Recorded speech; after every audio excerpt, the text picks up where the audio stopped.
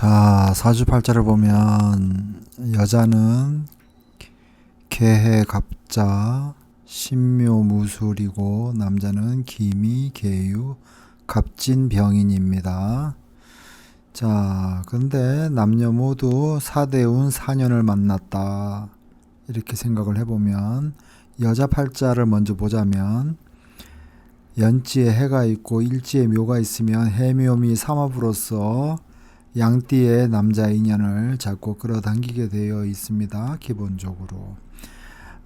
그래서 어찌됐든 정식의 남편이든 흘러가는 인연이든 양띠 남자가 잘 걸린다 이렇게 봐야 되고요. 근데 이제 일지에 있는 묘가 묘술 합이 되어 있고 자묘형이 되어 있는 것이 일단은 배우자 궁을 약간 혼탁시킨다. 그래서 맑지가 못하다 이런 거죠. 그러니까 묘술합 이런 것들이 대체적으로 기운을 순수 기운 그 자체로 있어야 되는 것인데 그것을 혼탁하게 만든다 이렇게 봐야 되겠습니다. 그래서 그러한 점이 그다지 좋은 것은 아니다.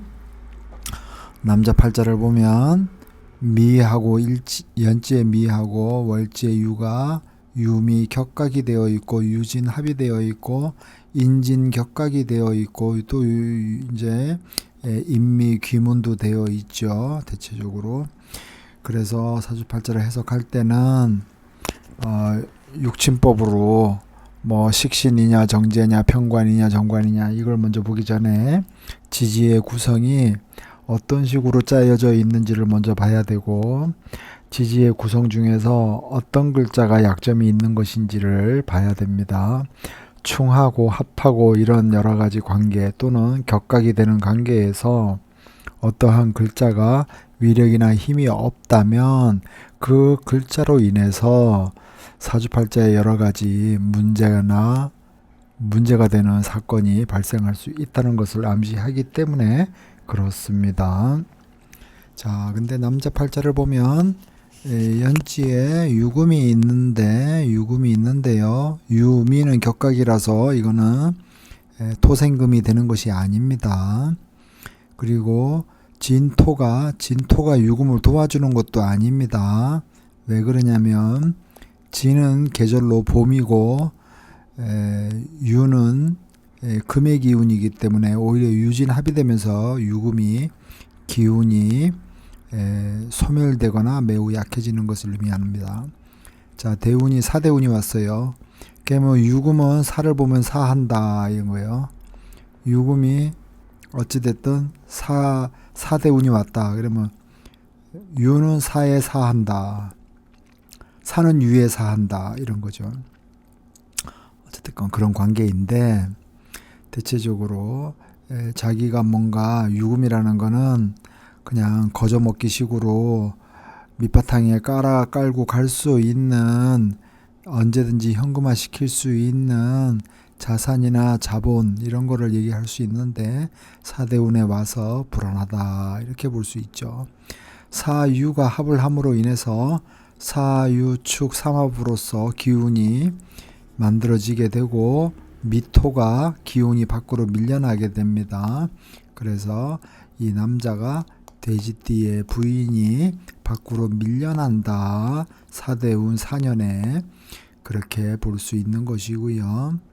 여자는 해묘가 있는데 사대운과 똑같이 4년을 만났으니까 자기의 의식주 생활, 사회생활 이런 것들이 사와 격각이 되고 충이 됨으로 인해서 사가 일간으로 보면은 관성이지요.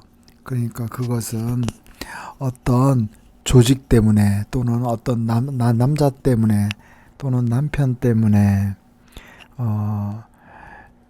자기가 뭔가 일상생활이 정상적으로 운영되기가 어려운 상태 이런 것들이 만들어지고 연지가 충이나 격각이 되면 사회생활은 일시적으로 자꾸 정지되고 정체되는 현상이 생깁니다. 그럼으로써 개생 여인은 사대운 4년에 대체적으로 자기가 할 일이 없어지거나 아르바이트 형식으로 일을 하거나 일을 했다 말았다 하게 되거나 몸이 아파서 누워 있거나 이런 일들이 발생하고요. 아니면 해외를 나가거나 이러한 일들이 발생한다는 것을 알 수 있겠습니다.